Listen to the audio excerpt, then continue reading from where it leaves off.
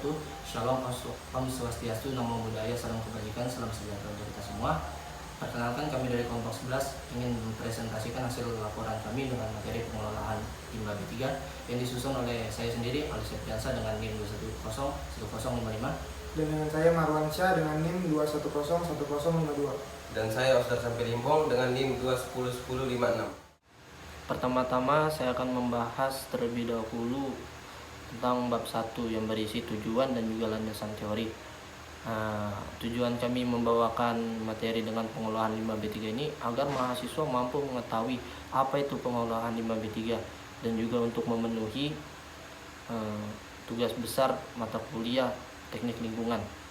Kita masuk ke landasan teori. Pembangunan industri adalah bidang kegiatan yang berfungsi untuk meningkatkan taraf hidup dan kesejahteraan masyarakat. Industrialisasi sendiri tidak terlepas dari upaya peningkatan standar sumber daya manusia dan juga pemanfaatan sumber daya alam. Nah, semakin banyaknya industri di suatu wilayah, maka masalah yang ditimbulkan juga banyak dan harus mendapatkan banyak perhatian. Salah satunya limbah yang berbahaya dari suatu industri itu ialah salah satunya itu limbah B3. Nah, apa sih limbah B3 industri itu?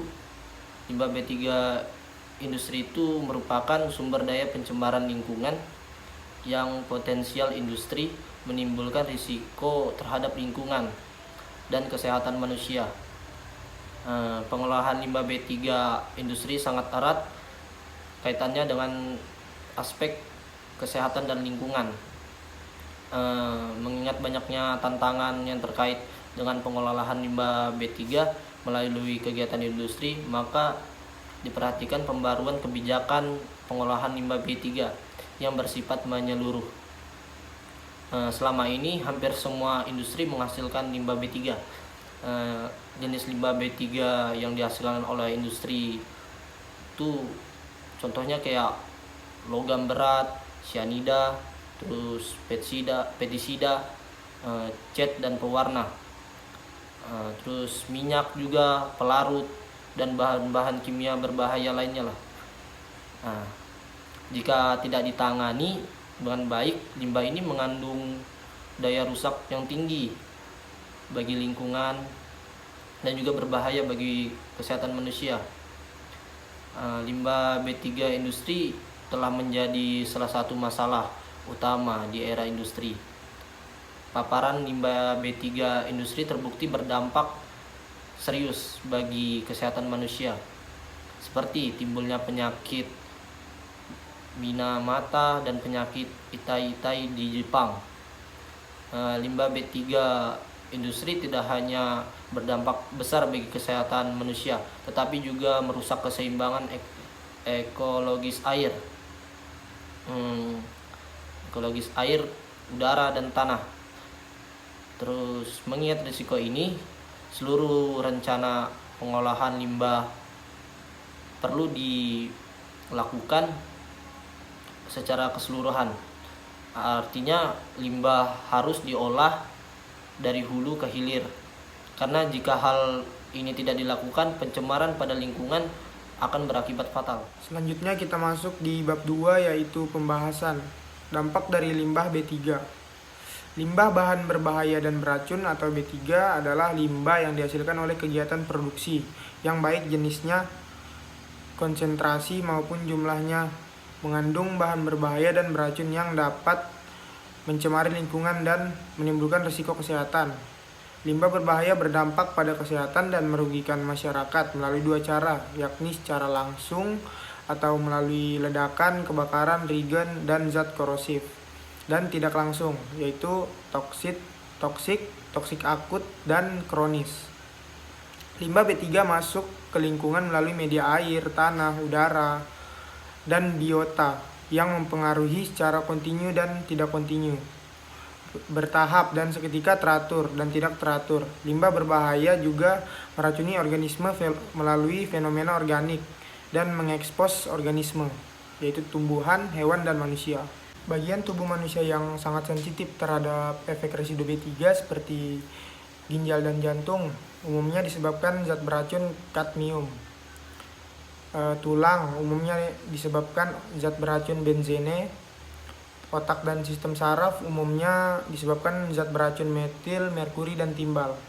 Liver umumnya disebabkan zat beracun karbon tetrakloride. Paru-paru umumnya disebabkan zat beracun parakuat. Mata umumnya disebabkan bahan beracun kloroquine dan juga efek paling terkenal yang berpengaruh pada pertumbuhan dan pertumbuhan. Berbagai strategi yang dapat digunakan saat mengelola limbah B3 industri. Mengurangi dan mencegah jumlah maksimum yang dapat dicapai melalui pembentukan limbah B3 dan pengelolaan limbah B3 yang tepat. Meningkatkan kesadaran masyarakat, memperkuat kerjasama regional, nasional, dan internasional dalam pengolahan limbah B3 industri. Merumuskan peraturan dan perundang-undangan yang ada untuk membangun sistem pengelolaan. Membangun pusat pengolahan limbah industri B3 di kawasan industri. Selain strategi tersebut, pemerintah dalam hal ini Kementerian Lingkungan Hidup dan Kehutanan berupaya meningkatkan kualitas pelayanan perizinan pengelolaan limbah B3 guna mengatasi masalah limbah industri B3 yang berlebihan di Indonesia. Pelayanan yang baik akan mendorong swasta untuk melakukan pengelolaan limbah B3 secara integritas. Hal ini penting untuk terus dilakukan karena dalam beberapa kasus pihak swasta mengklaim bahwa pelayanan perizinan pengelolaan limbah B3 yang dihasilkan secara lokal terlalu berbelit. Berdasarkan survei Direktur Pengawasan dan Pengelolaan Limbah B3 dan Non-B3, terlihat bahwa jumlah perusahaan pengelolaan limbah B3 di Indonesia dari tahun ke tahun terus mengalami peningkatan, meskipun jumlah pengelolaan limbah B3 tidak merata di Indonesia. Terdapat upaya pengurangan potensi dampak limbah B3 industri yang dapat dilakukan dengan berfokus pada dua aspek, yaitu pengurangan sumber timbunan limbah, mengacu pada prinsip menghasilkan limbah dari produk terkecil yang dapat dihasilkan. Dengan kata lain, ini bergantung pada jenis produk yang diproduksi dan bagaimana produk itu sendiri diproduksi. Oleh karena itu, setiap produk memiliki atribut yang sangat berbeda, metode produksinya pun sendiri, dan hal-hal yang lainnya. Hal ini berdampak tidak langsung pada jenis limbah yang dihasilkan dan kualitasnya. Selain itu, modernisasi sarana produksi diharapkan untuk mengurangi timbunan limbah. Oleh karena itu, proses ini disebut zero waste dan telah diperluas ke lean manufacturing di sebagian besar industri. Zero waste sendiri merupakan suatu konsep yang disebut dengan pengurangan produksi sampah. Konsep zero waste sendiri ini salah satunya dengan menerapkan prinsip 3R, yaitu reduce, reuse, dan recycle, atau di dalam bahasa Indonesianya mengurangi, menggunakan kembali, dan mendaur ulang. Konsep 3R atau reduce, reuse, dan recycle sendiri kita bisa mengambil contoh yang pertama itu reduce atau mengurangi dengan cara menggunakan botol yang dapat diisi ulang dibandingkan kita membeli botol plastik. Yang kedua, reuse atau menggunakan kembali seperti kita menggunakan tas untuk berbelanja agar mengurangi sampah plastik. Dan recycle adalah mendaur ulang, seperti tutup botol plastik digunakan untuk membuat tas belanja, sapu, dan lain-lain sebagainya. Yang kedua, mengoptimalkan penggunaan limbah industri. Apabila sumber limbah yang dihasilkan tidak mungkin dikurangi karena bergantung pada jenis produk dan proses pembuatannya, maka harapan terakhir industri adalah mengoptimalkan limbah yang dihasilkan.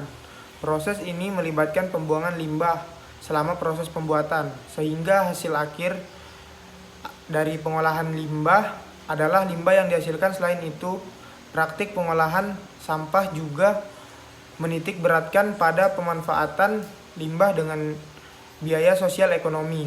Langkah ini dapat dilakukan secara terpisah atau melibatkan area bisnis yang berbeda untuk mendapatkan keuntungan perdagangan.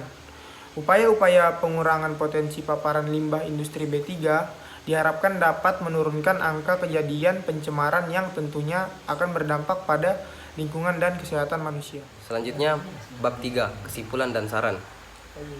Kesimpulan dari kelompok kami yaitu penerapan pengolahan limbah B3 untuk memenuhi standar lingkungan adalah suatu masalah yang mendesak bagi pihak penghasil serta untuk jalannya perlindungan lingkungan dan kesehatan. Kerjasama antara badan pengolahan dan pihak penghasil sangat untuk menyelesaikan masalah secara efisien dan maksimal. Dampak limbah terhadap pengolahan lingkungan penting untuk kelangsungan hidup yang baik, karena dengan menjaga lingkungan kita dapat memelihara ekosistem kehidupan yang lebih baik, dan tak kalah pentingnya untuk menjaga kesehatan secara keseluruhan. Selanjutnya saran yaitu mengingat banyaknya tantangan yang terkait dengan pengolahan limbah B3 ini, mulai dari industrialisasi hingga keberlanjutan sistem pengolahan limbah yang terintegrasi, menyeluruh dan berkelanjutan, diperlukan kebijakan pengolahan limbah B3 industri. Proses tinjauan kebijakan ini penting untuk mencegah peningkatan kasus pencemaran limbah industri di lingkungan. Selanjutnya bagian lampiran. Di sini kami mengambil 2 contoh studi kasus. Yang pertama, PT Holcim Indonesia yang menghasilkan limbah B3 dan laboratorium dan studio di ITB yang menghasilkan limbah bahan kimia B3. Yang pertama, PT Holcim Indonesia Tbk merupakan perusahaan yang bergerak di bidang industri semen. Dalam kegiatan produksinya, PT Holcim Indonesia Tbk menghasilkan limbah bahan berbahaya dan beracun atau B3, baik limbah padat maupun limbah cair. Pengolahan limbah bahan berbahaya dan beracun tersebut berpedoman pada Peraturan Pemerintah Nomor 101 Tahun 2014 tentang pengolahan limbah bahan berbahaya dan beracun. Pengolahan limbah padat bahan berbahaya dan beracun atau B3 yang dilakukan oleh PT Holcim Indonesia Tbk meliputi identifikasi dan inventarisasi, pengemasan, pelabelan dan pemberian simbol, penyimpanan, pengangkutan internal maupun kepada pihak ketiga, dan pemanfaatan limbah B3. PT Holcim Indonesia Tbk memanfaatkan sebagian besar limbah B3 yang dihasilkan dan limbah B3 dari pihak ketiga untuk digunakan sebagai substitusi bahan bakar maupun bahan baku di dalam proses produksi. Pemanfaatan yang dilakukan sesuai dengan peraturan dan izin yang berlaku. Yang kedua, contoh studi kasus di laboratorium dan studio di ITB yang menghasilkan limbah bahan kimia B3 secara rutin berjumlah 50 laboratorium dan 6 studio.